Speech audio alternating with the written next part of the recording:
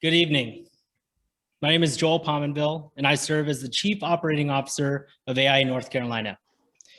It really has been so rewarding to partner with NCNOMA and AIA North Carolina. Over the last years, we have worked to formalize our joint efforts towards justice, equity, diversity, and inclusion. In the last year, as a product of our new partnership, we have committed to supporting NCNOMA's project pipeline formally. We have added an NCNOMA representative to our board of directors, and together we have planned joint programming and have been working for months on Say It Loud North Carolina together. That is the reason you are all gathered here this evening, and we just want to thank you so much for being here with us in your respective places of this state and country. Before we get going this evening, it is my distinct honor to recognize the group of leaders who, without their support, this would have never been possible. It's been a lot of hours, lots and lots of hours of meeting, but all of it very positive, and it's just been really fantastic to be a part of. You're going to hear more from each of these people later, but it has been an absolute pleasure to work alongside this team. We have Megan Bowles, AIA, who works at LS3P in Raleigh and is the AIA North Carolina Secretary. Brashay Height, AIA NOMA, at Vines Architecture in Raleigh, and she is the NCNOMA rep to the AIA North Carolina board. Marcus Moore, NOMA, Moore Architecture in Charlotte, and NCNOMA Marketing Director. Cassandra Pierre, NOMA, LS3P in Charlotte, and she is the NCNOMA Treasurer. Melanie Redrick, AIA NOMA, at Little in Charlotte, and the AIA North Carolina Director of Continuing Education. Maggie Whittemore, who is the AIA North Carolina Director of Communications in Raleigh, and Zakiya Wiggins, AIA NOMA, who works at Clark Nexon in Raleigh and is the NCNOMA Vice President and Secretary. Last but not least, we are grateful for Pascale Sablan, FAIA, founder of Beyond the Built Environment and Say It Loud, who you will hear about and from later, and her team for their support in this entire effort. So with that, I am pleased to pass it over to Cassandra Pierre. Thank you for being with us. Hi, everyone. Welcome. So the Say It Loud team, North Carolina, set out to plan a goal to make this exhibition the largest Say It Loud to date. We know there are many stories from minorities in the state, and if we had the chance to share them, we wanted to do so loudly. We are excited to announce that we have currently tripled the Say It Loud exhibition to date with over 140 submissions. That's amazing. While with the support of our sponsors, we are now working towards our physical exhibit to share the incredible work of these architects throughout the state of North Carolina.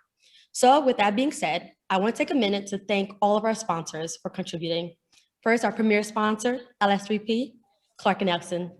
Our gold sponsor, McMillan, Pasden, Smith Architecture. Neighboring Concepts, Perkins and Wills. Our silver sponsor, C Design Inc., DK Hayden Construction, Adude Payne Architect, Little Diversified Architectural Consulting, O'Brien Atkins Associates, Odell Associates. Our bronze sponsors, Ayton Anderson Architecture, Klein Design Architecture, Associates, Marissa Lappin and Joe Ponneville, and finally, Samsel Architecture. Thank you all for your support. We are so grateful for the support of our sponsors. As we work towards our physical exhibit and continuing program, there will be more opportunities for you guys to sponsor if interested. Again, thank you for your time. And next, I'll present Melody Redrick.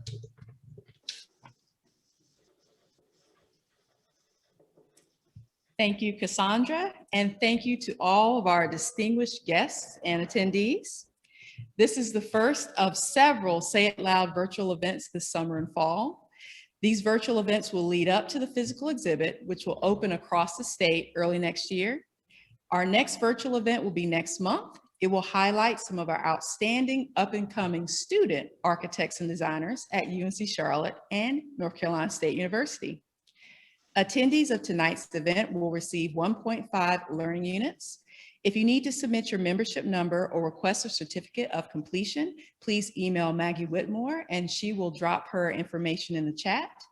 And now we will kick off tonight's discussion by introducing our distinguished panelists. To do that, we will turn to NCNOMA officers and Say It Loud committee leaders, and we'll start with Marcus Moore.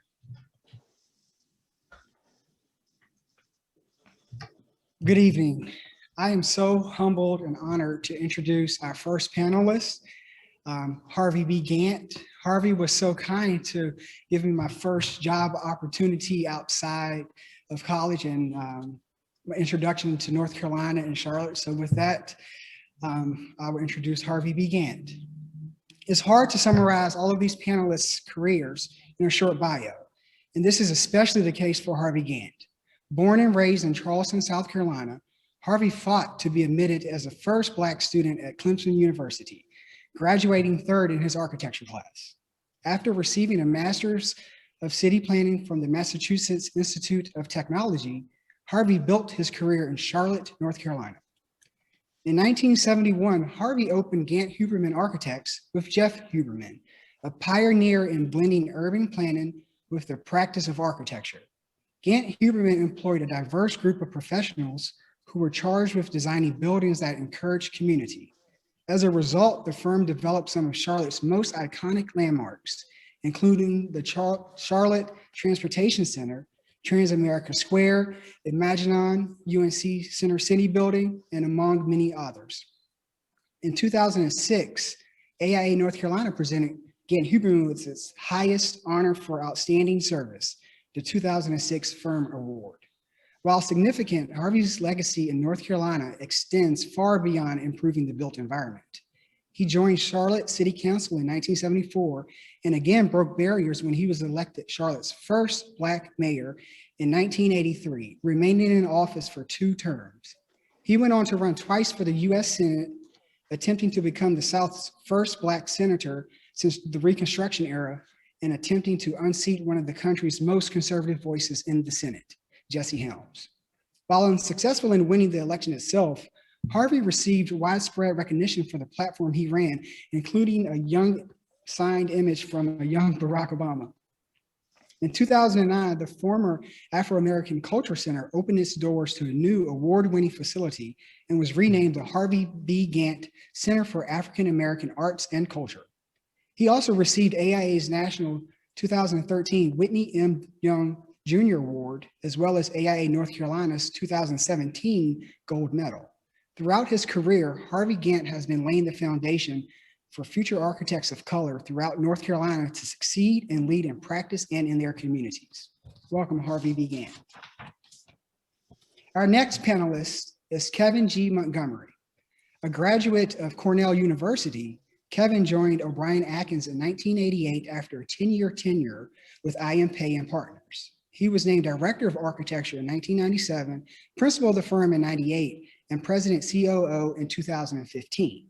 For over 4 decades, Kevin has served the architectural profession with dedication, determination, and distinction as recognized with his elevation to the American Institute of Architects College of Fellows in 2007.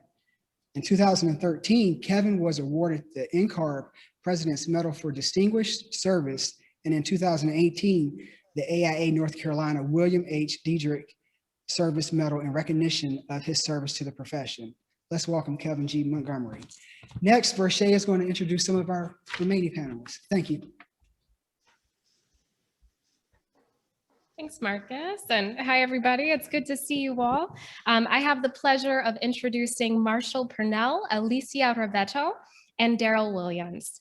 Marshall Purnell, FAIA, is a former president of AIA National in 2008 and NOMA National in both 1985 and 1986. As design principal of Devereaux and Purnell Architects and Planners for 35 years, the firm designed projects valued at more than $3 billion. More than 30 million people a year experience the spaces the firm has designed. The firm has won AIA Design Awards at local, regional, and national levels.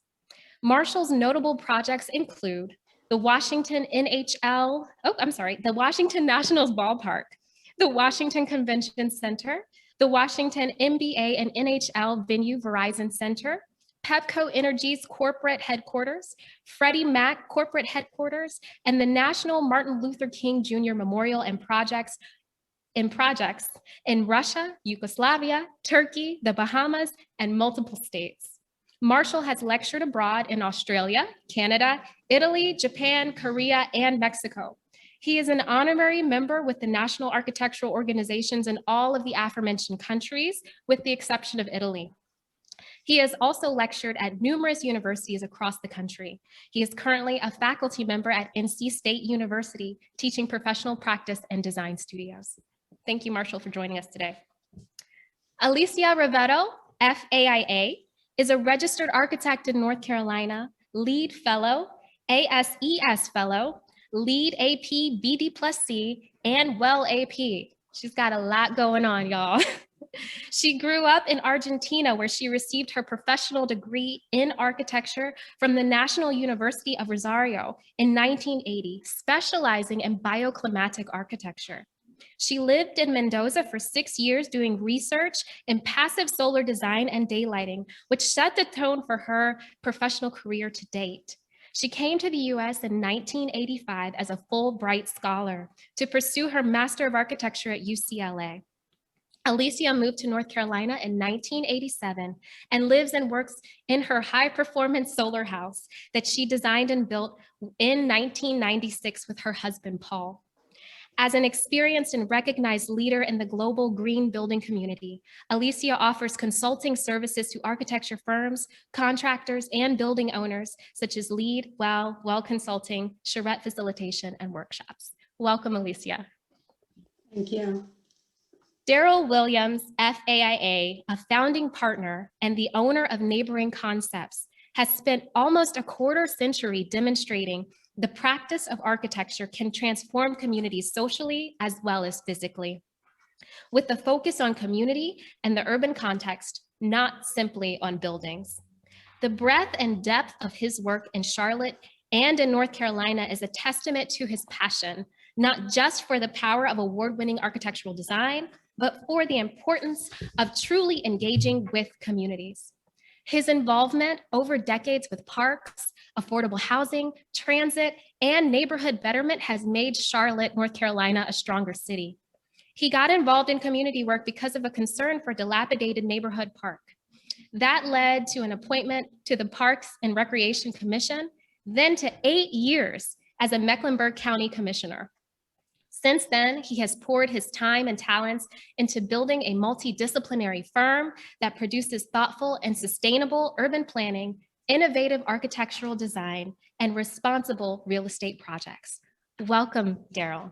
Thank you all so much for joining us today. Now Zakia will introduce the remainder of our panel and, of course, our esteemed moderator.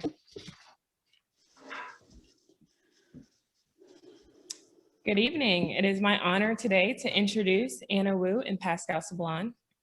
Anna Wu, FAIA, is an Associate Vice Chancellor for the Facilities Services at UNC Chapel Hill, where she has worked since 1995, when she was first hired as a facilities architect with facilities planning. In 2001, she was hired as the University Architect and Director of Facilities Planning, a role in which she led a professional staff of architects, engineers, and landscape architects and planners responsible for the planning and design project management of the UNC Chapel Hill campus. Anna has presented at numerous regional and national SCUP conferences and served as a panelist for the 2009 AIA Women's Leadership Summit. Currently, she serves as the AIA Fellows Award jury. She is an active member of the Association of the University Architects, serving as the president in 2015 and 2016. Anna Wu received her Bachelor's of Arts degree from the University of Pennsylvania and her Master's in Architecture degree from Harvard University Graduate School of Design. Last but absolutely not least, it's my honor to introduce Pascale Sablan, our moderator for tonight. Pascale Sablan, FAIA NOMA Lead AP, Associate at Adjaye Associates, with over 14 years of experience, has been on the team for a variety of projects around the world. Pascale is the 315th living African-American woman registered architect in the United States, and she is an activist architect who works to advance architecture for the betterment of society, bringing visibility and voice to the issues concerning women and BIPOC designers. She founded the Beyond the Built Environment organization positioned to uniquely address the inequitable disparities in architecture. In 2020, Pascale was voted president-elect of the National Organization of Minority Architects, the 5th woman to hold this position. She was awarded the 2020 AIA New York State President's Award and the 2021 AIA Whitney M. Young Jr. Award for her advocacy efforts, and ascended to the AIA College of Fellows, the youngest African-American woman, the youngest African-American to reach that honor. Pascale was given lectures at colleges and universities nationally, cultural institutions such as the United Nations, and the Smithsonian National Museum of African American History and Culture. It is our absolute pleasure to welcome these esteemed architects tonight. And with that, we'll pass it to Pascale Sablan. Thank you. Hello, everyone. Thank you so much for joining us. I know you have thousands of Zoom options every night, and it is always a pleasure and an honor when you select to join and hang out with us.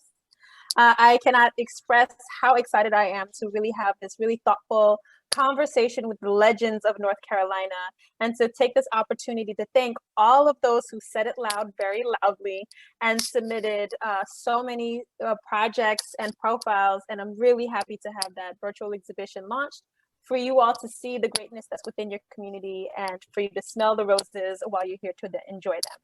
So jumping right in, because I have lots of questions and there's lots of brilliance on the screen here. I'm going to start with the first question. My name is Pascale Sablan, St. Louis. Growing up, I loved my name because no one could tell my gender nor my race. In 2020, amongst other elevations, I realized how problematic it was that I loved my name because it was not indicative of my identity, but in so many ways embeds my culture and my family's legacy. Now I often introduce myself as an African-American female architect. And in these discussions of diversity in the profession, many words have been used to describe us: minority, BIPOC, diverse, etc. Please share the language in which you use to define and introduce yourself and why. And we'll go ahead and we'll start with Kevin. Okay, thank you, Pascale. I define myself as a Black architect, and I do that because I grew up in the 60s. And even ICOBA was taught about growing up in New York and the notion of Black power and other different things back then. I just gravitated to that term. And you know, one of the things when I was coming into the profession, my father said I didn't know any Black architects. And so I guess it's just the way I was referred. In fact, he never discouraged me, but after I became an architect, he said he was afraid for me even to try to get into this profession because he didn't know any. So I go back to that phrase, and it's probably a product of the 1960s and what was happening during the time I was maturing into a young adult. Thank you, Kevin. Marshall? I have a similar term. I think I changed my definition as I started to travel internationally in my 20s, in my late 20s. So I would define myself as an American Black architect, because I found that as I got outside of the country, I was looked at first as an American, second as being Black or minority or whatever other term that we were being defined as within this country. So, and I grew up in, in the 60s as well. And we came to power calling ourselves Black because before that, Black was a negative term. You didn't want to be called Black when you were in the 50s and you wanted to be a Negro or something else. But when we came to terms with being called Black, I sort of accepted it. But like I said, I had to expand my definition to make people understand who I was clearly when you're moving about the world. Powerful. Anna? I call myself an Asian American woman architect. I think when I was growing up, there were not many. IMPA was the most famous Chinese architect and a few years older than my parents' generation. So many Chinese immigrants watched his career and his rise with a lot of pride. But yeah, I originally called myself Chinese American, but I think coming into the profession, there's so few Chinese Americans, you need to group yourself with maybe a larger group. So we've expanded that to be Asian American. And I've been delighted to even see the expansion of Asian American to include a lot of Asia. So that's how I describe myself. Perfect. Alicia? Well, I describe myself as a female architect from Argentina, from a Italian descent. Therefore, my last name is Italian. A lot of Italians moved to Argentina at the end of the 1800s, and that's where I come from. In this country, I'm considered Hispanic, and Hispanic has many connotations. The term is not monolithic, and in Latin America, people like to identify themselves more from the country they come from than saying Hispanic or Latino, because Hispanic means you speak Spanish, and Latino means you come from Latin America. So it's not a definition of race itself. Hispanics can be of any race, and I identify myself as a white female Argentinian architect. Thank you. Harvey? Well, you know, I go way back into the era of when I could not even visit as a high school student an architectural office because I was, quote, a Negro. And that's what we were called in the 50s and the 60s, early 60s at least. As Marshall said, we ultimately became Black. But I never thought of myself other than being an architect. And when I entered a room, it was quite obvious to those, there was no confusion about the fact that I was either Negro, Black, or African American. And the more important thing was I wore my race with pride, but I was an American first.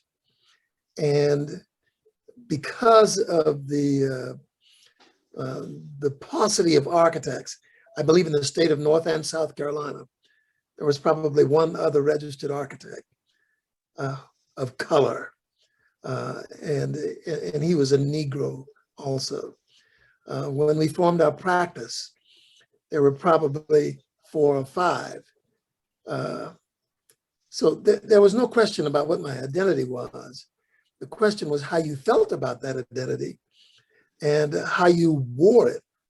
And I wore it with a great deal of pride to have achieved what I achieved in an environment that was predominantly white, both in the educational end of my career and in the early days of my career when very little diversity was in the profession.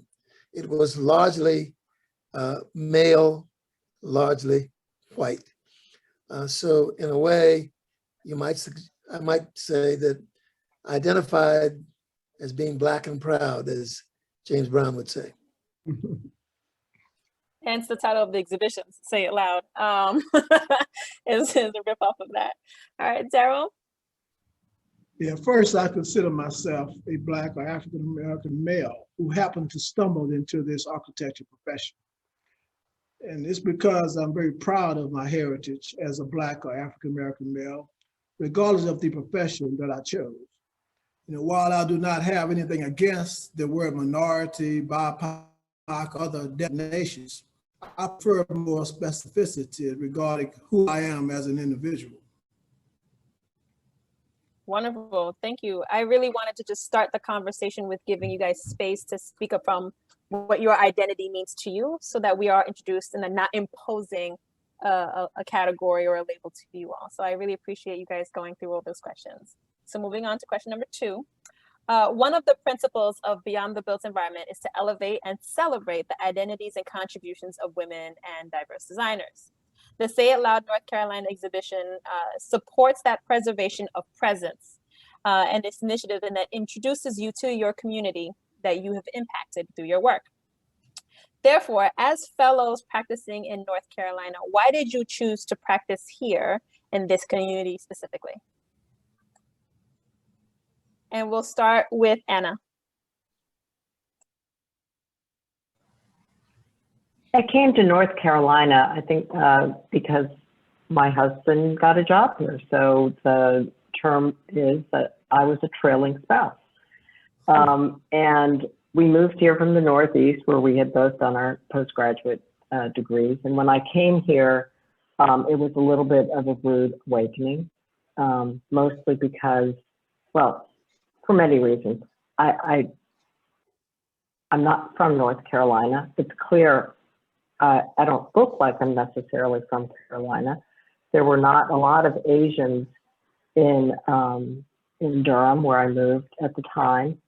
And, but I think the biggest barrier was I didn't go to school here. Now, I might have been a little bit more accepted if I'd gone to state, but I didn't graduate from state. So starting a practice, it was hard to, I mean, I ended up starting a small practice because women weren't, there weren't many women in practicing at the time. And so there were multiple reasons why maybe I wasn't the most hireable, but I started a practice and then had, through some freelancing with O'Brien Atkins, had the very good fortune to meet Kevin and also to meet Phil Freelon. And so I started to, and Karen, there was an Asian, there was a Chinese woman who was working there when I was there. So there was more diversity at O'Brien Atkins at that time than I had seen in many practices in the Triangle. So it's kind of hard to believe I've spent the bulk of my professional career here, but you can make your way. You can find your advocates, and I would say that certainly in terms of welcoming Kevin and Phil were some people who really started to help me feel at home in the States. Thank you. Harvey? Well, I absolutely chose the South, first of all, coming back to Clemson and then always wanting to be in a warm climate where I grew up and was born and raised. Most people know I hate cold weather. Nothing against you folks who were born in the North, but I love the warm climates. The other reason that I chose the South and ultimately North Carolina was there was a lot of social upheaval going on back in the late 60s, following the civil rights movement. The South was changing. And for me, that represented opportunities for African Americans. It represented opportunities for the whole region to grow. And there were numerous opportunities for me to develop my career. So I started with Adjaye Associates and did all my internship there. Left and went to graduate school up north for a temporary period, and then came back south to work in a social movement called Soul City, where a civil rights leader was trying to build an ideal community. I combined that working with the University of North Carolina Chapel Hill's School of Planning and working for Floyd McKissick. And then later on, moved on to Charlotte to open an architectural firm where at that time I thought there was tremendous opportunity for an integrated firm practicing across the states, both North and South Carolina. Amazing. Thank you so much. Kevin? Well, my faith brought me to North Carolina through prayer. I had a daughter in 1988. I was married to a North Carolinian who grew up in the South, but I was one you would say would be least likely to move to the South. Growing up in New York and Brooklyn in the 1960s, watching the civil rights movement, the last place I wanted to move was to the South. In fact, I already had my brownstone limestone picked out in Brooklyn where I was going to move if the opportunity came. But through prayer, things changed. And I made the move here. I applied to one firm. I found out about them by chance in a magazine. And I've been there now going on 33 years. So it was fate that brought me here. But it's also the practice and just being able to do the things and work with the people. And so it's ironic because when I was growing up, I would say, and my parents are from the South, born in the South, but I always said I would never live in the South. I would never live here because of some of the brutality I saw during the civil rights movement. And I have cousins here, but it's ironic that this is where I call home. And if I had to do it all over again, and I left at a firm, when I left IMPay, one of the associate partners says, why are you going to North Carolina? They don't practice art. They don't do architecture there, that elitism. And I've had a greater career here than if I've ever stayed in New York. Absolutely. And our exhibition is testament to that. You guys flourish and decimate when it comes to architecture and design and do great work. Alicia? Well, I came to North Carolina because of a job offer. That was when I was a student at UCLA. Innovative Design met me at a daylighting conference in Long Beach in California and offered me a job in North Carolina.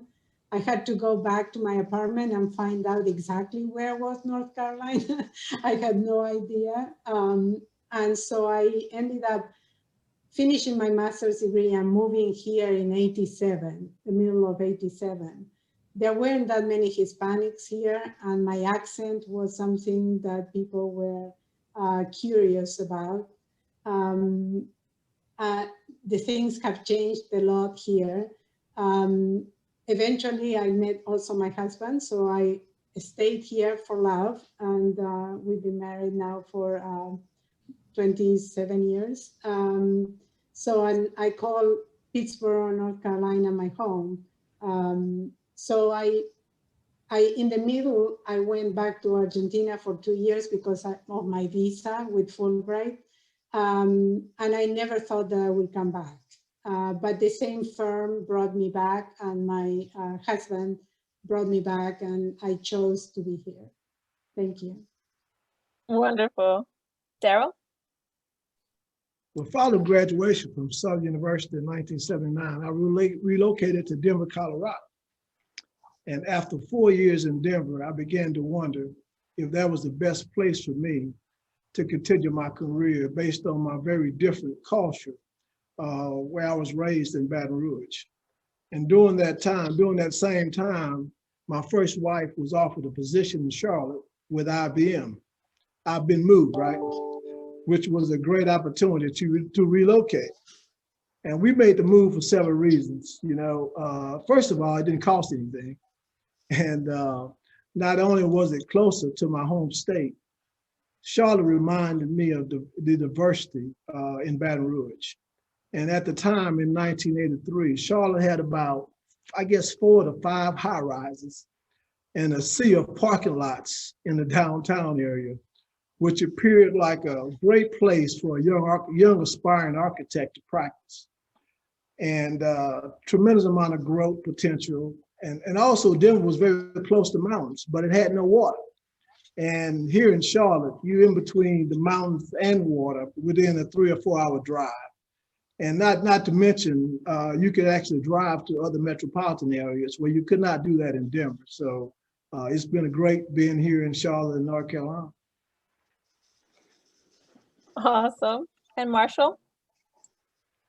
I've only been in North Carolina for close to 7 years, be 7 years in June. but my association with North Carolina came very early in my career.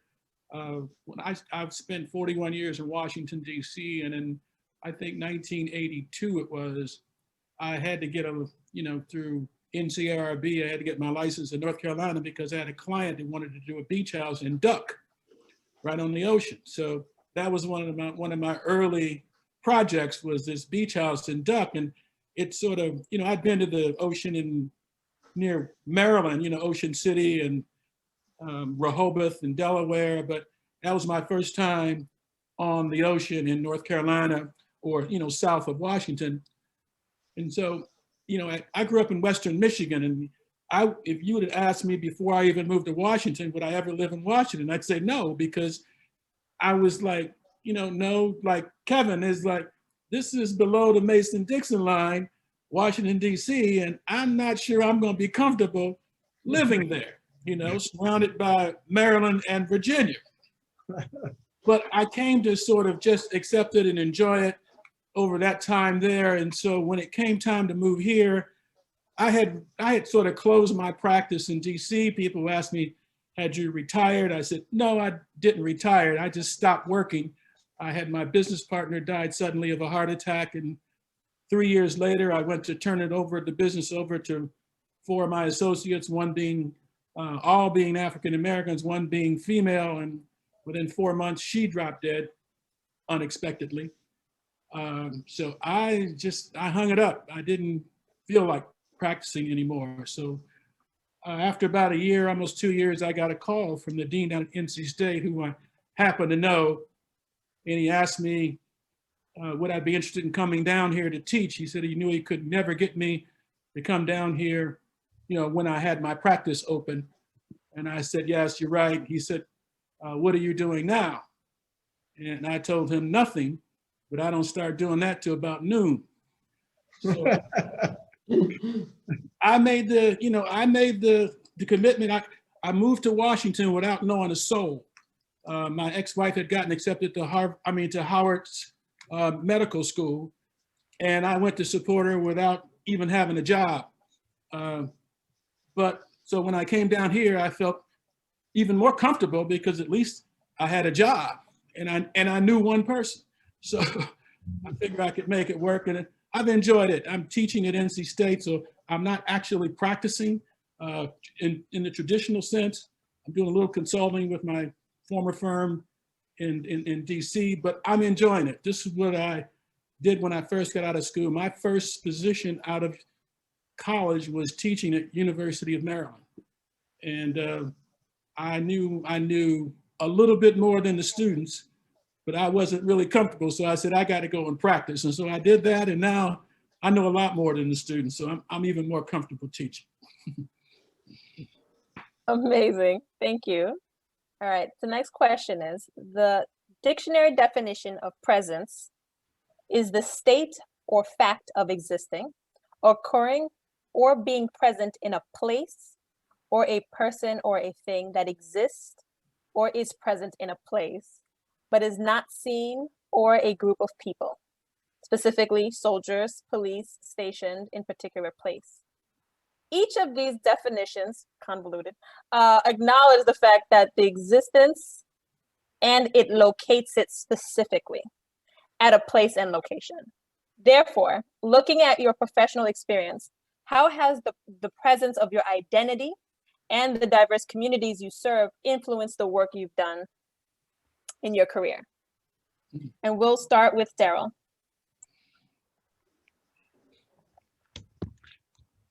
Well, the presence of my career is really, the impact has really my career has had a big impact. And I'm sure many of us could talk about the impact that we've had, our career has had. Which question was that? Let me make sure I got the right question. I'm trying to kind of get to the point where us as our existence and our presence has manifested into our work, and just kind of hearing from you all how your identity, who you are, has manifested into your practice, and the communities that you serve, how have their identities also manifested into your work, into your practice? And that was question number 3. Yeah, well, actually, the career that I've had throughout my career has really had a major impact on me, you know.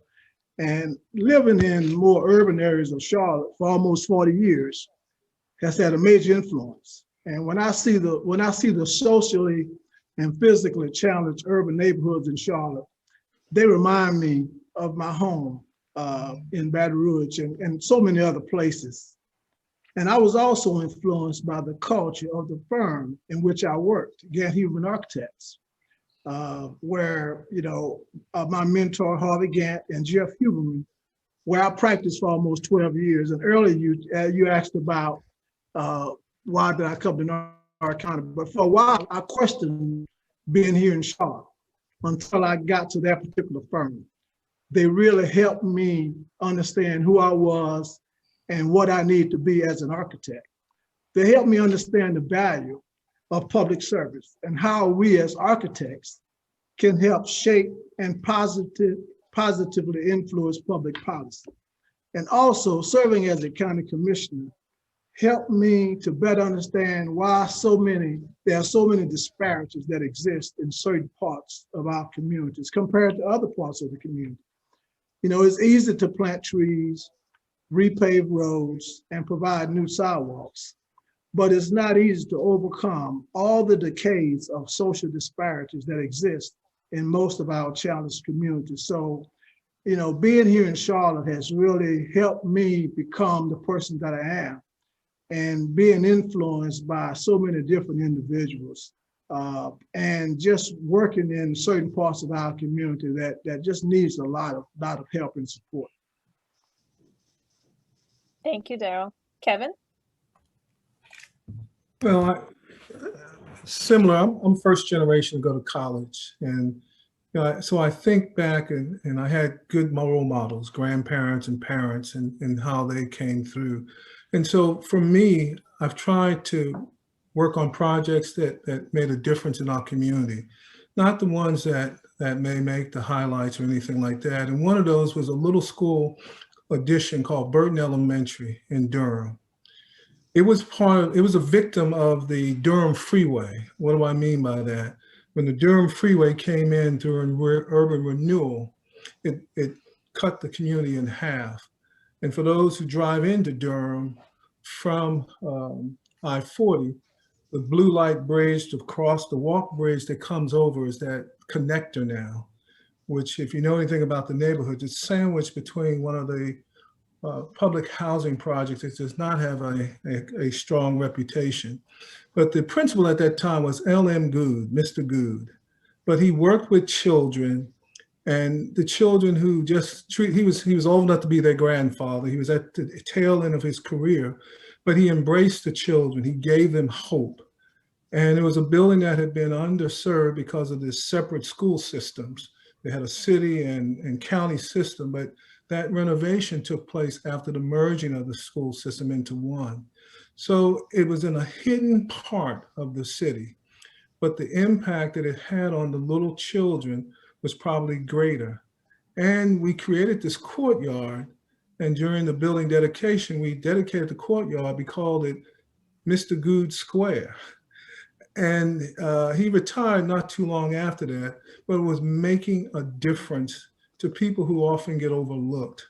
So it's trying to find those projects. I had a similar, but on a different scale at Duke University, the Black Cultural Center, Mary Lou Williams, had to be displaced because they were going to expand the Duke West Campus Union.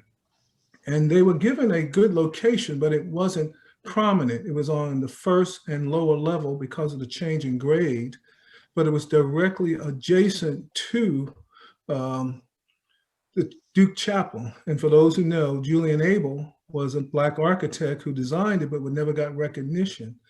And so I know, going to school in the 70s, what the Black cultural centers meant to the life of students, for Black students on PWI, predominantly white campuses. And so being able to do that, they're not the projects that make a difference, but knowing how you make a difference and influence and can change lives through the projects. They were small in scale, but that's where I find the greatest contributions and how I try to look for opportunities. Thank you. Harvey? I don't want to be repetitive for what I've heard Daryl and Kevin say. I always saw diversity and my perspective as being good for the client, good for the community, and good for the firm itself. I always thought that we could go in, we, the team, could go in. Maybe it had a woman architect and it had me or some other person and a younger person, and we could go and listen. And diverse architects listen better. I could listen to an African-American preacher talk about the kind of worship space he wanted. And I think my perspective might be a little bit different from hearing that same preacher talk to a white architect who had not experienced or seen or understood what the worship experience of African-Americans might be. And I can apply that in so many different ways, but I'll share this one little story about working on a neighborhood center some 50 years ago. We were given the assignment by the city of Charlotte, and they handed us the program for the facility. And we just asked if they would allow us to meet with the people who might use the facility. And that opened up a whole new world of what a neighborhood center could be. When we took the program that we heard from the neighborhood in terms of why they wanted one, we had so many other kinds of things that they cared about.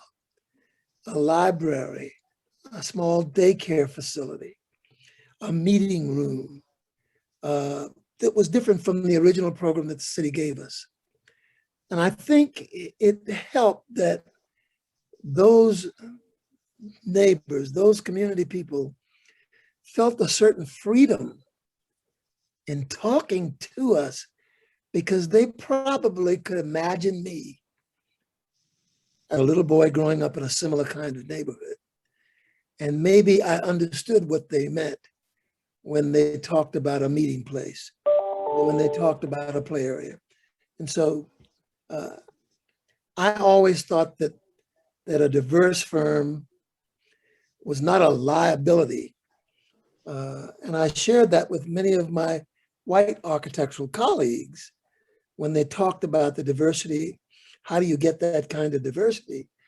And I said, when you guys recognize that diversity is also a wonderful marketing tool to ultimately get better designs, better programs, a better understanding of how the user would use the facility, simply because your experience informs you in a certain way that you often couldn't get otherwise. Alicia? Yeah, I think one of the things that I enjoyed the most when I moved to North Carolina was doing school design for several schools in Johnson County that were, we were using daylighting and passive solar design. At the time, this was unique. You know, in other areas in California, maybe things were more advanced, but here it was sort of trailblazing in the design. So that was with innovative design that we did that. And then when I wanted to pursue my license and I started my own business, one of the critical projects that I did was a small office building for a nonprofit organization here in Pittsburgh, in a small community, Rural Advancement Foundation International, that dealt with sustainable agriculture. And they saw the combination of sustainability and human comfort connected to their community that they were serving. So my job was to listen to what their community was interested in doing in this very small 5,000 square feet building that became the center, like a conference center that people can rent and use. And so it opened about 20 years ago, and it was the first Energy Star office building in North Carolina. So I was very proud of that. And then I think my next community engagement was with Phil Freelon and his firm when I became a lead consultant for the first libraries that were pursuing lead certification in Durham, and also the Durham County Human Services Complex. That was a significant project that took a long time to design, build, and certify, but was part of the Durham community. Most recently with Vines Architecture, we certified the Durham County Main Library to be LEED Gold. So I facilitate the process and work with the architect, with the owners, and the contractors to get through this process and to be able to incorporate the principles of sustainability. Thank you. Thank you. Marshall? I sort of got my introduction to what I call the power of design as related to communities when I was at Michigan in school. I was working under the direction for my thesis work under the direction of Dr. James Chafers. And for those of you who don't know him, I know Daryl knows him because his undergraduate history is at Southern University, but he got his master's and his doctorate at Michigan while I was there studying under him, or at least when he was getting the doctorate. And he's African-American, and he is also the first person in the United States to get a doctorate in architecture. And he had us, me and 3 other African-American students working in Detroit for a Black community as their design team. And we did anything that they needed to have done, including we stopped an expressway from coming through their neighborhood, but we would do additions to back porches. We would, anything that that whole community needed that from a design standpoint, we did for a year and a half. And that got me understanding, because before that I was in architecture, but I wasn't bought into architecture, because in the studio I was just doing buildings. Buildings for people I didn't see that were going to look like me in some of these buildings.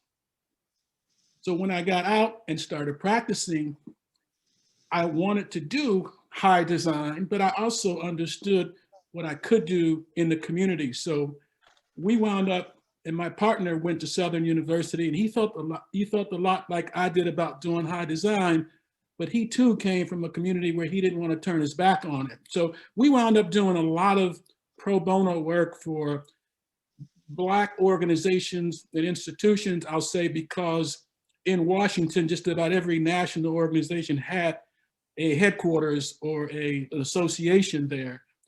So when we had the, in between projects that were paying and high design and whatever, we would slip off and do some for the NAACP Legal Defense Fund, renovate their headquarters for nothing. We did the National Bar Association renovation, the National Medical Association renovation, the Congressional Black Caucus Foundation, the United Way of DC, the National Council of Negro Women. And you had a chance to work with legends, Wiley Brandt, Elaine Jones from NAACP Legal Defense Fund, Dorothy Height from NCNW. And you were helping those organizations by what we were able to do.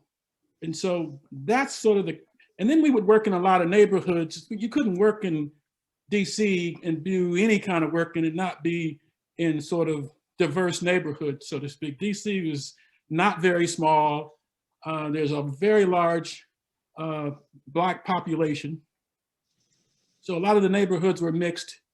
and they had this system of advisory neighborhood commissions, where if you do work that's city related or public related, it had to get approved by an elected body in that neighborhood that were community folks. And they were called the Advisory Neighborhood Commission. They were actually funded by the city. And so we, after 35 years, we worked in most neighborhoods, and we often had developers come to us and say the ANC asked us to hire you to do the project, because we listened to people. As Harvey was saying, you have to learn how to listen to folks. And a lot of times I had developers I had to convince, they had the legal right to do something different than what the community wanted, but we had to convince the developer that it's in your better interest to do what they want to do. It may cost a little more, but you're gonna provide something that's gonna endure here in this community and last and have a legacy here. If you do this, you want people who live here to be proud of what you've done. So it was always a sales job. So I had to do that. Thank you so much, Marshall. And Anna? Well, I've spent the bulk of my career on a campus, and a campus is a community. And Chapel Hill is a campus within a community. And I really had a crash course in community work when I was participating in our 2001 master plan. And we went out and visited with every neighborhood surrounding Chapel Hill, as well as meeting with faculty, students, and many constituents.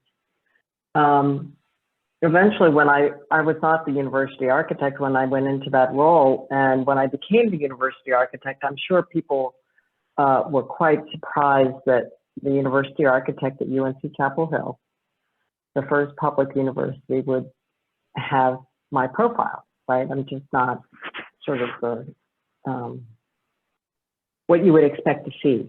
But I think because I'm not from North Carolina, because I'm not an alum, I worked really hard to understand the university, to get to know it as a place, both with its people, without its people, its open spaces, and even more recently, in the last 5 years, learning more about its origin story, which has been quite educational and enlightening. So everybody has said this before, and they've said it much more eloquently than I, but working within a community means listening and not coming with preordained ideas. And when I work with consultants, and I've had the chance to work with a lot of great architects in North Carolina and outside of the state, I encourage them to come and listen to the campus. What they design is for the university. It's for our students, our faculty, our staff, and it's going to exist long after we've all passed. So we want designers to be respectful of the place and not just come to build a building, but really to influence the community and in a positive and contributing way. So in this case, I actually think my diversity has been an asset. Sounds good. Thank you. All right, next question. Starting with this quote: "For every injustice in this world, there is an architecture that has been designed to facilitate and perpetuate it." That's a quote from Brian Lee Jr. This quote makes me reflect and take responsibility for how I've contributed to the creation of architecture that hurt and oppress. The provocation also inspired me to take a stance against participating and designing and constructing of certain typologies. Could you share a story or a time in your career where you were asked to do something in direct opposition of your values and how you were able to work through that? Harvey?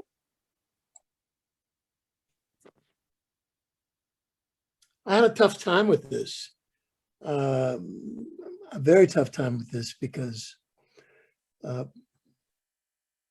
one of the things that we tried not to go after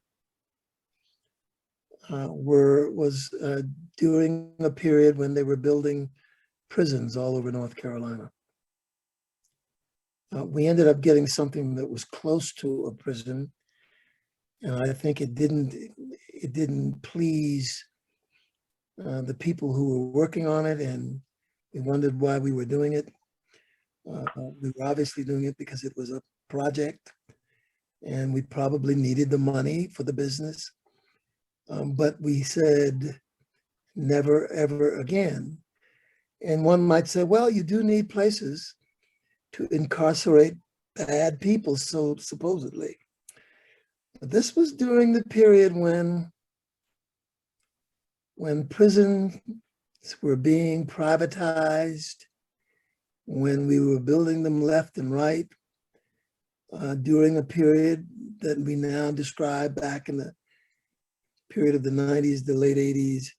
It's the period of mass incarceration, where they had to build more prisons. And as I look back on it, the experience might have been, we might have better served that experience by a little bit more advocacy for what we do with people who may have stepped outside of the bounds of the law and how we house them. Obviously, we tried to design as nice a space as possible. But one of the things that I always look at here in the city of Charlotte is how people will view the jail facility we've built in the heart of our government center, a very striking building. But I often wondered if we were looking at Charlotte as a ruin in the year 2400 and saw this facility, people might ask the question, what was that? Well, it was a place to incarcerate and hold people. And they made it look interesting from the outside, but it must have been hell on the inside in terms of what it actually did. That's the only experience that I can ever remember of a building type that I thought reflected something that didn't fit quite well with my values and what I wanted to use my design skills to do, which was to uplift and cause people to feel good about themselves and to make the space a memorable one. Thank you. Anna?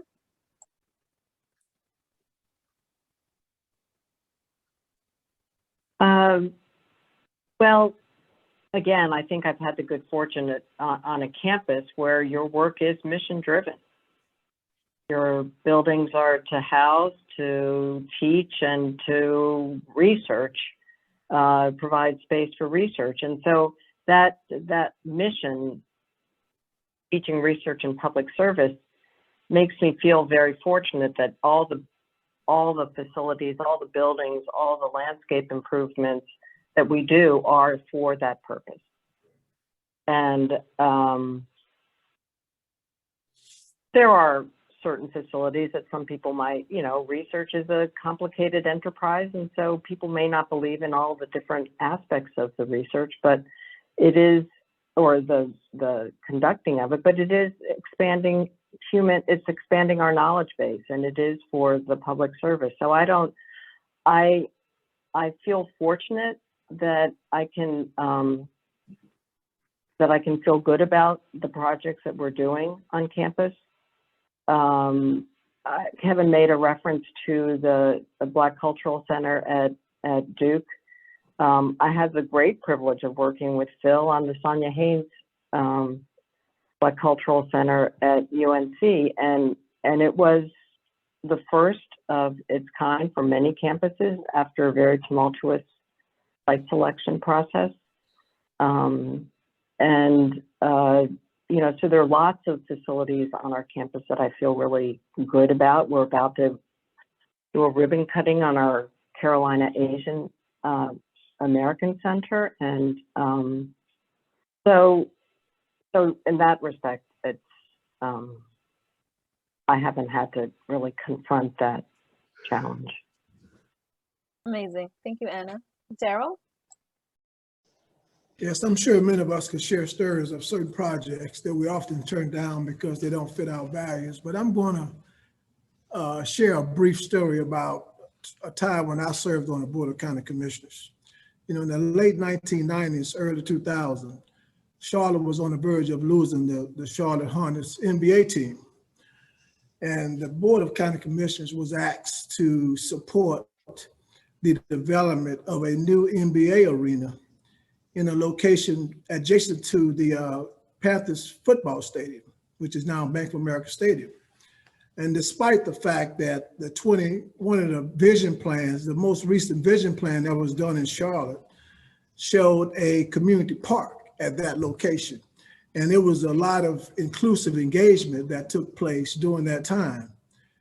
And I was pressured by our former mayor, Pat McCrory, and the business community to approve the change.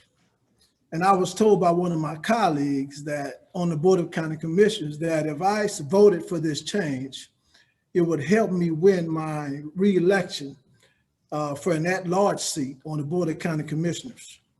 My response was that winning an election was not that important to me because I had to sleep at night.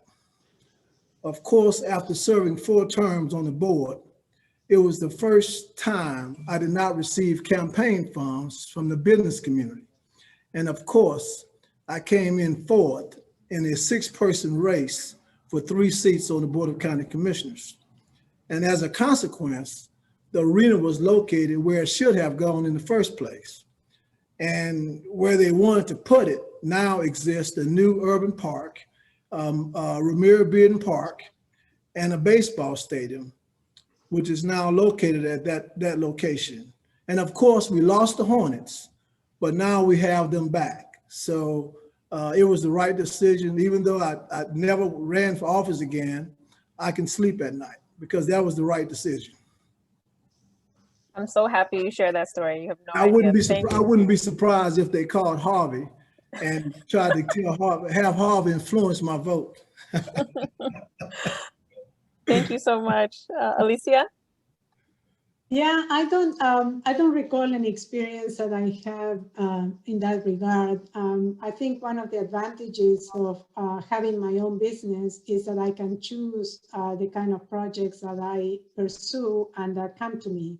So I'm a solo professional, so I do all the work, which I like to do. And I always try to educate my clients, my colleagues, and the public on issues related to sustainability and human comfort to have a positive impact on the built environment.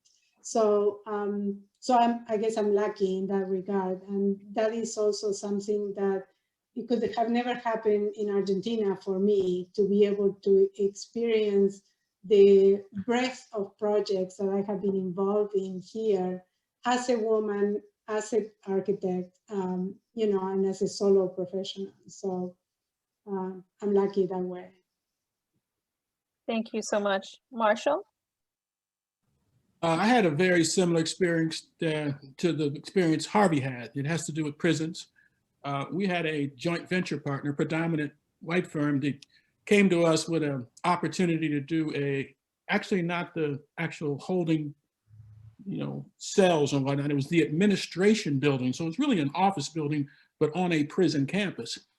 And they said we could do the design, they do the CA work and the construction documents. So that was unusual, but that's what they offered. So we actually did a pretty good job. And this was in Lorton, Virginia. And Lorton, Virginia at the time housed all the prisoners from the District of Columbia. DC had a jail, but it did not have a prison. And so, and it was about 1,500 acres. And so we did a good job. They came back to us when they wanted to do a facility with, I think, 200 beds. They called them beds instead of cells, you know, much like a hospital. So we did that. We did a good job. And they came back with 400 beds. But they came and they said to us, if you do it and each cell was 85 square feet, we could put 1 person in it. But if you made it 86.5 square feet, we can put 2 people in it. So what they wanted us to do is to make all the cells at least 88 square feet. and they told us it was a 400-bed facility. It was really going to be 800 beds, and they wanted to pay us based upon 400.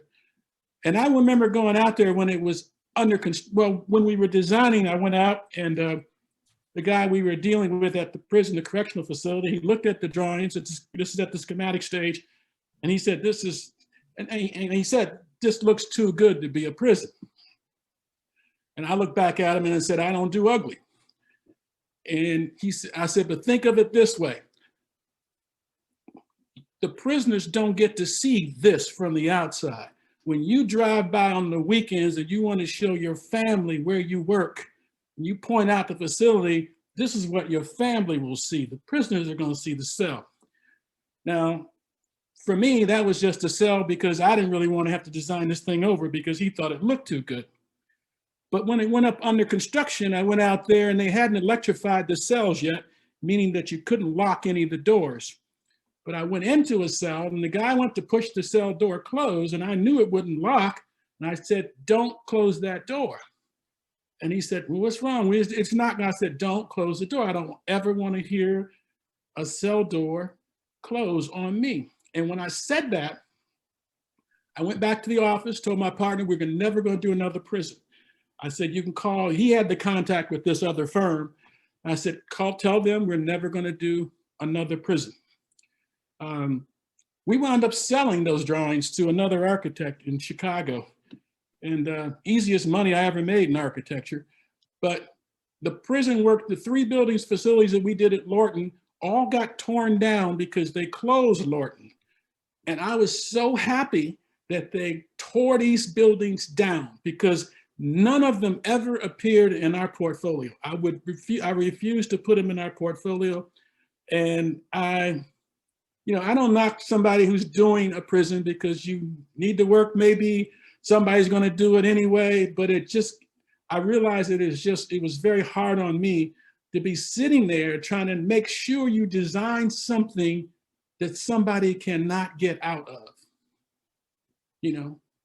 and when you talk to prisoners, I went there and they would tell you how they could get out of different places. These are the prisoners telling you what you should and should not do. So it was eye-opening. Thank you so much. Kevin? Yeah, I currently serve on the AIA National Ethics Committee. And recently we had 2 issues about solitary confinement and long-term incarceration come up. And we had to listen to the AIA Justice Committee as well, the point, counterpoint about that. And I actually have had cousins who've served time. I'm not ashamed to say that. I think every family, if you look out or up in urban areas, you can find someone. I've actually gone into prisons doing ministry. And so I understand what it's like to hear that door close behind you. And I've actually gone to a women's prison, which was probably more challenging than going to a male prison to reach outreach. But we had to take a position and hear what was being said as it relates to, what solitary confinement is. And there was a young man who spoke, and there was some on the committee who talked about what it was like to be in solitary confinement for long periods of time and its impact, and lack of recognition that most of these individuals, overwhelming, will be out in public society. So there was some who voted, but I just stood up and it's not the right thing to do. Even, and I know it is something, and our firm has done, like others, a jail in downtown Durham, which actually won AA awards because it wasn't a jail in terms of its composition and what we did to make it different. But I think my firm understood I did not have the heart to do something like that. And even though it was in the firm, they knew that they would bypass me to participate in that. I was not in a position of decision-making that I am today, but I was just a worker then. But I think about those 2 instances, how you have to make a difference, how you have to take a stand and make a statement. And so that's what I've experienced in my professional career. Yeah, here in New York, we have Rikers Island, and Why no? And that's coming down, and they're replacing it with a new prison in each borough. And Yeah. the justice in that is now you'll be closer to your loved ones. And so that's part of my role at AIA New York Board of Directors, was asking for our membership to take a stance and walk away from that typology.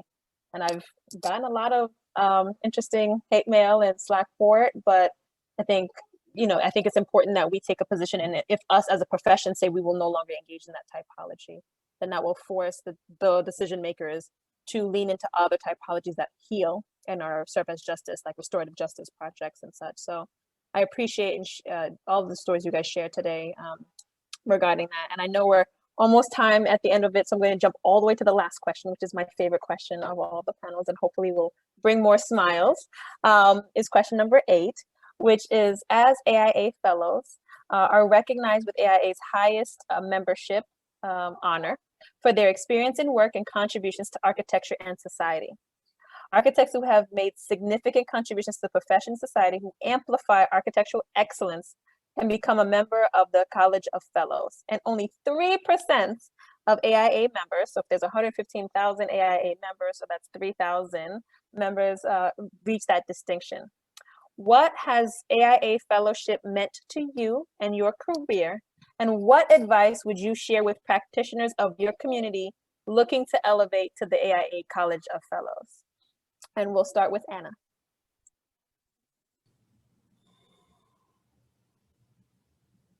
What has it meant? Well, I guess it's meant a validation of the contribution you've made to the profession. I don't know that I think it's hard the application process is a little bit challenging because you have to really toot your own horn. And it's a little bit, for me, it was a little counter to what I normally do, but you have to, everybody has a story about about their contributions to the profession.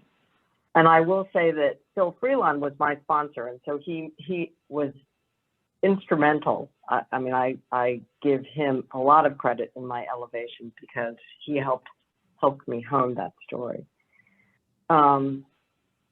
So it's a validation of the roles that a university architect brings. It's a validation of work that I did with hundreds and hundreds of people to implement, to build 6 million square feet on that campus.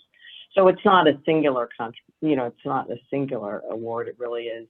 Architecture is a group, is a team sport, as I like to say. So for practitioners coming along, I don't know that, like publication, I don't know that it's something you set out to do. You don't set out to become a fellow. I think my goal was always to bring honesty and integrity to what I do as an architect, and I very much define myself as an architect. And then those contributions that I was able to make, I packaged into an application. So I don't know that it should be a goal as much as your contributions will lead you to a place where you can consider and apply and hopefully be successful for fellowship. So that's how I would spin it to those of you, to all the practitioners in the panel, is, focus on your contributions, focus on the joy that you bring to your practice, and the result is going to happen in your buildings. The result is going to happen in the communities you foster. It's going to happen in the passion that you have for opening up the practice and making it more accessible. So that's what I would say. Thank you. Alicia?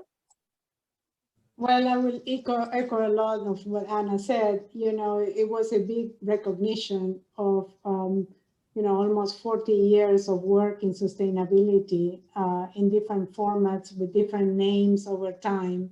And in this community in North Carolina was particularly critical. The support of a bunch of other FAIA that that encouraged me in times the process was very difficult to me, for the same reason, to put it all in a format that you are aggrandizing your experience. And but I think it's a valid one, because we don't do that normally, and put it together makes it show that it had value for the profession as a whole.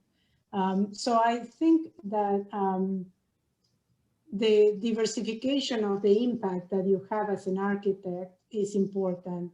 And try to, if you're pursuing it for a certain amount of time, try to see what is a line that guides that, that kind of work that you are doing. And just search for people that will support you in the presentation or in the documentation. I had an amazing team, and without them, I couldn't have done it. So it was a very empowering experience. Amazing, thank you. Kevin? For me, it was, I grew up, I lived my dream. Since the age of about 7, 8 years old, I wanted to be an architect. I saw the Aero Saarinen building. And as I said before, my father never discouraged me, but he could not figure out why I wanted to be an architect of all professions. But for me, it was a culmination of 3 generations. My grandfather, as I mentioned, he had a 7th grade education. I grew up in a 2-family house, but he brought a family, 8 children. My mother was one of them, to Brooklyn, or 4 he brought up, and he had 4 more while he was in Brooklyn. And they grew up in a 2-family house. And my father was a high school dropout and went and fought for this country in World War II, and then went and got his GED and exposed me, because he worked at the airport, which gave me that exposure. So for me, it was I was standing on the shoulders of others, and it demonstrated that if they had been born in different times, they could have had similar type of abilities.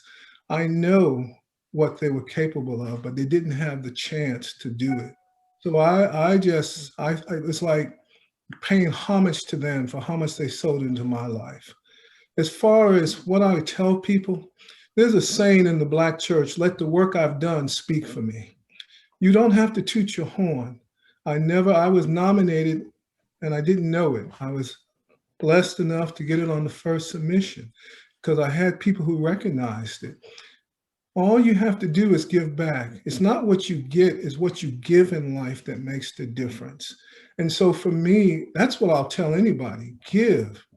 The word says, give and it shall be given unto you. Pressed down, shaken together, running over. So it's about giving. It's not about getting. And so that's what I would say to others. Thank you. Marshall?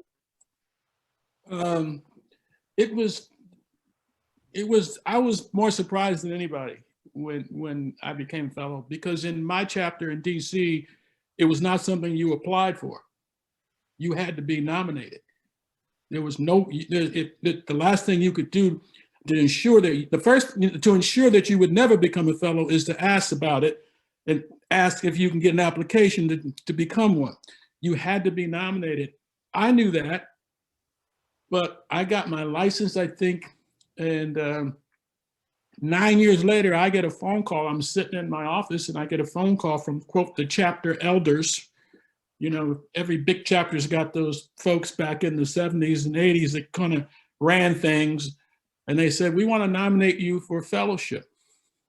I almost fell out of my chair, but I was trying to stay cool. You know, I was 39 and I didn't even have the 10 years in. And I said, I don't know if I have enough time to be eligible. Don't you have to have 10 years? And they said, yeah, we figured it out. And by the time they make the decision, you'll have your 10 years in. I said, oh, okay. I had no idea what I'd have to put together to do it. I didn't know but the chapter has this program that once you are nominated, they bring you in and they show you the ropes. You get an advisor. My sponsor was Dennis Sultan, John Dennis Sultan. And I knew a lot of the African-American fellows before me, but they were people I had looked up to for so long and just admired. Harvey was one. I mean, Harvey, I think, I started keeping a list. I kept a list for a long time. I know I'm number 44. Harvey's came in 87. I was in 91, but it was, Harvey mentioned earlier something I want to say before this is over. He mentioned early on about how you carry yourself. I don't know what the question was, but he talked about it's the way you carry yourself. And I want to relate a story of how I came to meet him. I was working at AIA on New York Avenue in the new building. The building had just opened. This is 1975. I think the building opened in 74 or 73. I didn't know Harvey had just opened his firm in 71, but I saw him on the second floor executive level of that building once, meaning he was in the boardroom for some meeting, probably a committee or something. They had come out for lunch. I came downstairs from my office to see what was left for lunch, being on the staff. And I looked over on the side across the room, and Harvey was standing there with a group of white architects around. He was the only Black architect there. And I, at that point, had not seen any Black architects on committees. And I'd been there for a year and a half. So, and I sat there and sort of stood and ate my lunch and then kind of kept looking at Harvey and the way he was carrying himself and the conversations that they were having. I went over and introduced myself to him. He may not remember this, but so he doesn't even know that he was serving as a mentor for me about how you carry yourself. And this was pre him going to the city council, mayor, Senate candidate. This was before all of that. I was impressed with that guy. And I had a similar situation with Robert Madison, who might be the oldest living African-American architect in the country right now. And Bob Nash, John Chase. When these guys came to town, I got to know them. It was like they were all mentors for me. And I watched the way they carried themselves. And so when it came time to me to become a fellow, I was surprised, but I was pleased and I was proud. Very nice, thank you. Daryl? It's tough to follow. But as others said, I did not start my career aspiring to be an AIA fellow. Just like I did not get involved in my community because I wanted to be the first to design a community building. I got involved because I wanted to do all I could to make my community better, to try to use the architecture profession to help transform communities and give people hope that they and their community could be better. And what AIA Fellowship has done for me is to work even harder for the things that I really care about, to live up to the standards of fellowship and the expectations that comes along with it. And one of the things that I would say is to those aspiring to become a fellow is to find something that you really care about. Like as Kevin said, be an advocate and help influence others to believe what you believe. And if it leads to fellowship, great, but please do not let fellowship be the ultimate goal. Because if it is, once you become a fellow, then what? Thank you so much. And Harvey? First of all, I'm just inspired. Marshall, thank you for those very nice words. And I do remember you. And I do remember that there was this handsome guy who worked at AIA, who was an architect and who was on his way somewhere. So you made an impression on me also. And Daryl, just hearing your comments, and Kevin, hearing your comments. And I'm only mentioning those, Alicia and Anna, because I knew those guys growing up. I did not aspire to be a fellow, as all of you have said in some way, shape, or form.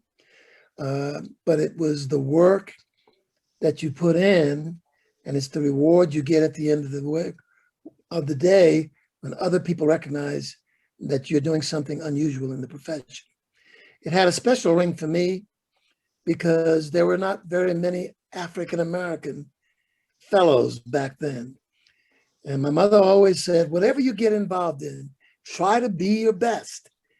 And if this was a measure of how the profession thought of me, if this was the highest level that an architect could attain, then I was proud of it. And what I would say to the younger people coming behind me, the younger people like Daryl and Kevin and all those folks who have become fellows, is put in the work, put in the time. There are no shortcuts to this. And I think you will ultimately get the rewards you deserve. And it's really a reward that your peers in the profession are giving you. Because when I tell a lot of my friends, you know, I'm a fellow in the American Institute of Architects, they really don't know what that means. But what it means for us as practitioners is that we have risen to a level in which our peers recognize the contributions we've made. And if you carry yourself in a certain way, you're going to inspire others, other architects who are coming up now will want to work just as hard. And that to me means a lot. Wonderful. Thank you so much, panelists. I'm going to turn it over to Maggie, who will take us into the next section of today's events. Hello, everybody. Thank you so much for all of that amazing information. I have just learned so much from you all and have heard so many amazing stories that have really inspired me. But now it is time to hear from our audience who is watching. So let's check out our little Q&A and see what we have for some questions. Our first question is from James Redrick, and he is asking, please describe the most important problem you had to solve as a business owner to maintain a profitable business. So if anybody has an answer right off the back, feel free to jump right in.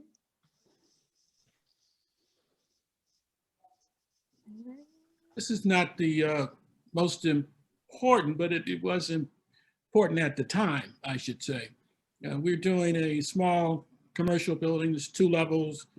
It's 2 stories, but it has a basement. And the code says you need to have, you have an elevator, the elevator in a 2-story building does not need a generator. Well, an hydraulic elevator at that time, in a fire, it's going to come down to its lowest point and the doors are going to open and that's where it's going to be stuck. So if you're on the elevator, it's coming down to the basement. And yet it's a 2-story building. So the code is kind of gray. The code is saying a 2-story building is interpreted as what's above grade. So I'm knowing that we needed a generator. So we can basically, in a fire, we can make sure the elevator is going to be working.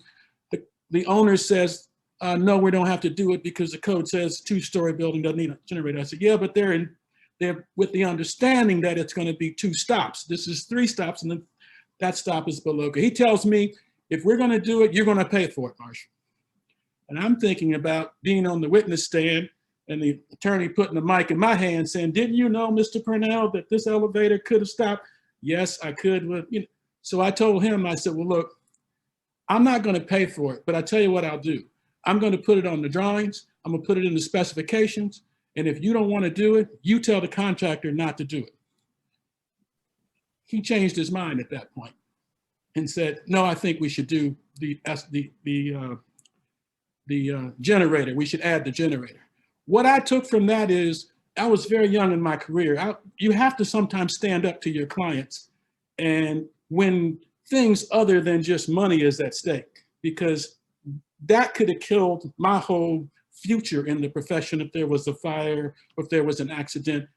But you have to recognize things from time to time. It made it easier to stand up to clients as I went forward. Anybody else wants to add in with that one? Feel free. I'm a little less structured with this, so. Oh, sorry about that. Anybody? Alrighty, we can move on to the next one. No worries. Let's see. This question is from Joseph. He said, most of you and other minority or Black architects have survived from public/governmental projects. How can the white privilege be broken to get more projects in the private sector?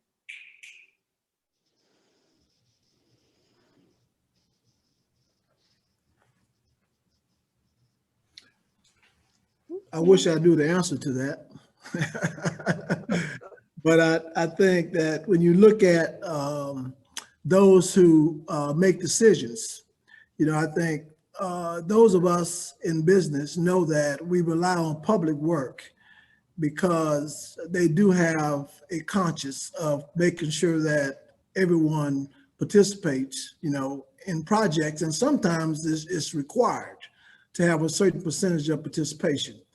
And until boardrooms change and get more diverse, and other corporations and businesses are required to make sure that they consider diversity in their hiring practices, nothing is going to change. So it's not easy, but I think it's going to require changes in the boardrooms, in the big corporations of diversity to change it.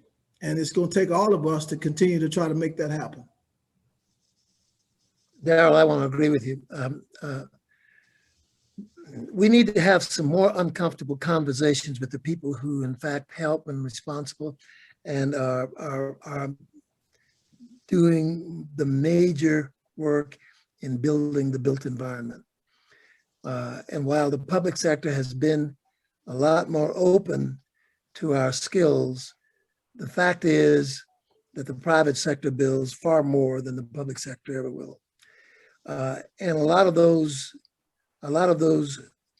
commissions that go to architects in general are based on relationships, based on whether you belong to the country club or not, and those decision makers who rub elbows with architects who are able to get in those kinds of environments. Now, I think in the future, it's probably going to get better. But when people are having these conversations today about systemic racism, I think corporations, companies need to recognize that it's practiced even in their selection of consultants. At one time, I used to be naive enough to believe that if I was a great designer and I produced buildings that functioned well, that looked good, that created memorable spaces, then the world would come looking for me and I'd get commissions that way. It doesn't actually happen in reality that way. Some of the worst designers in the world have great relationships and get great commissions. I hate to say that, but that happens. And what we have to do is build better relationships, and corporations have to recognize that they are not doing what they should be doing in hiring a more diverse set of consultants to work for them who have demonstrated over the years their ability to be good designers.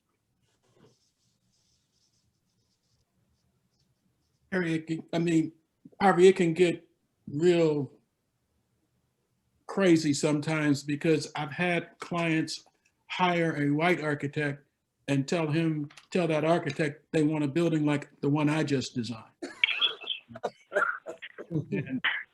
and he came to me to want to see the drawings because he could see the building, but he actually wanted to see the drawings so he could study some of the details. And that building went up, and it's on the beltway of Washington, D.C., and it's almost an exact duplicate of what we did downtown for private entity. Yep.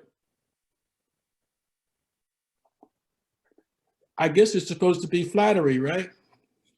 Imitation. I don't know about that. I don't know about that. Yeah, I don't think so either. You're awfully nice to have allowed your drawings to be used.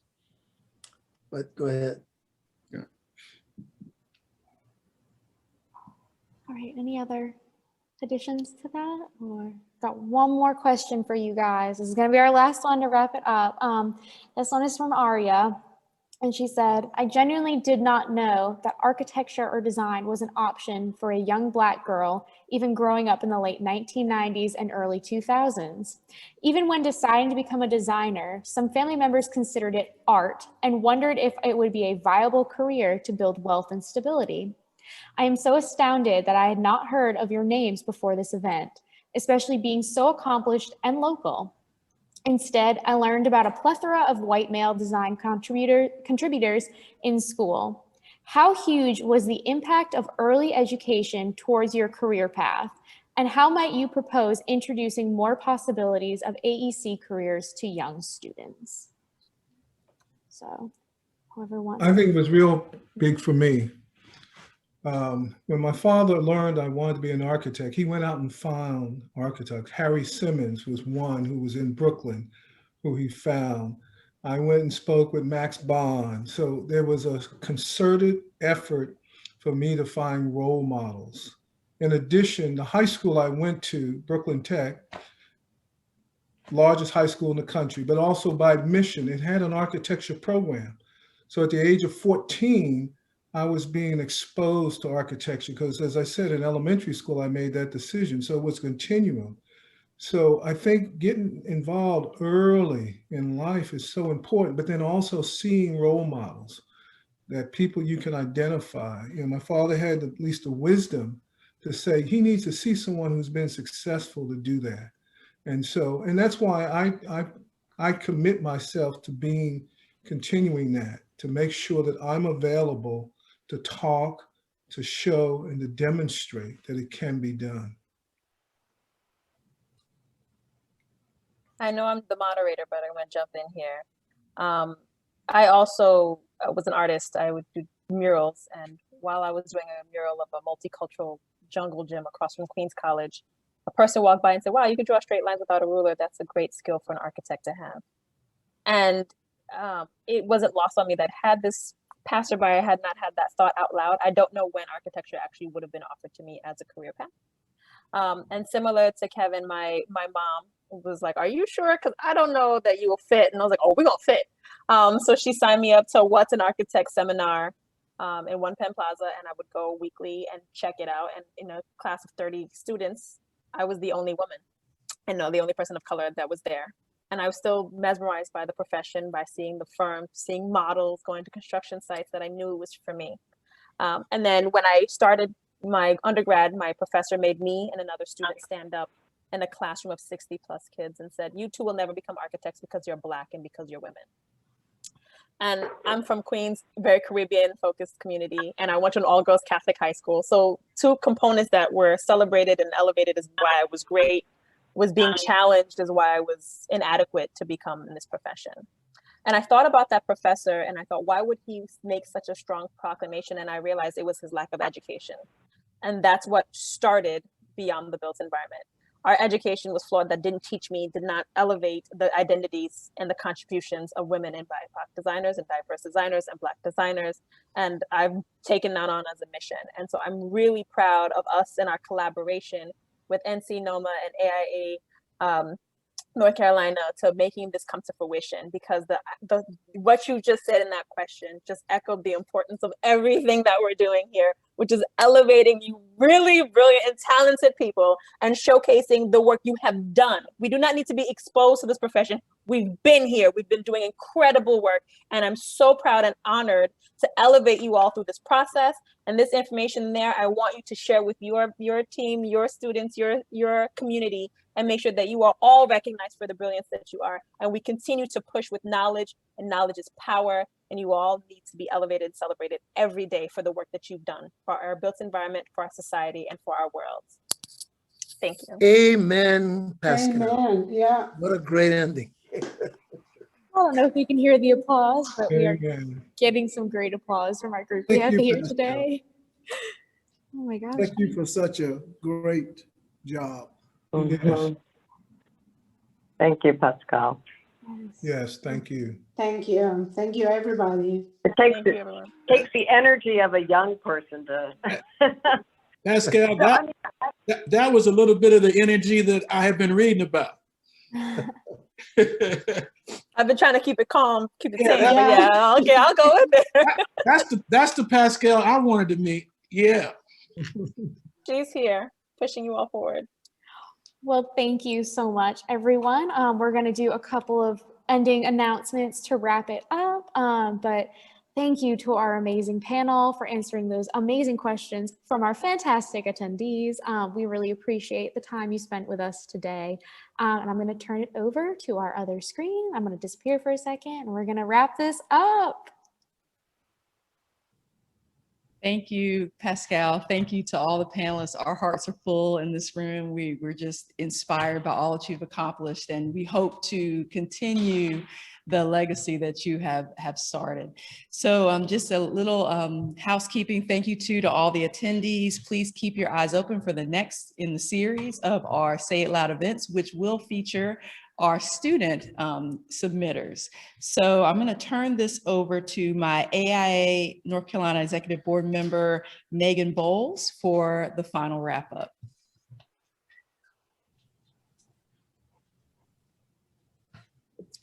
Wow, that was a fantastic kickoff to Say It Loud North Carolina. So glad and thankful, Pascale, for you and the other panelists for sharing your experiences and for challenging us to bring our whole selves to our work and influence our communities around us. Tonight's celebration is just the beginning of a movement to recognize the fantastic talent that we have here in North Carolina. So we ask you to join us in action. There are 3 ways that you can do that. First, please check out the online exhibit at beyondthebuilt.com and look at the Say It Loud North Carolina exhibit, where you can see exhibits from our great panelists, as well as over 100 from North Carolina. Also stay tuned for the virtual exhibits that Melanie pointed out, as well as look for the physical exhibit coming up later this year or the first of next year. And finally, we invite you to join us in action. We ask you to advance the movement and to say it loud, to amplify the voices of others. Please do that by acknowledging the impact of them on your projects. Share their accomplishments on social media. Elevate them, recognize them in your firms and your coworkers. Most importantly, be creative, celebrate their work, share their stories, and most importantly, say it loud.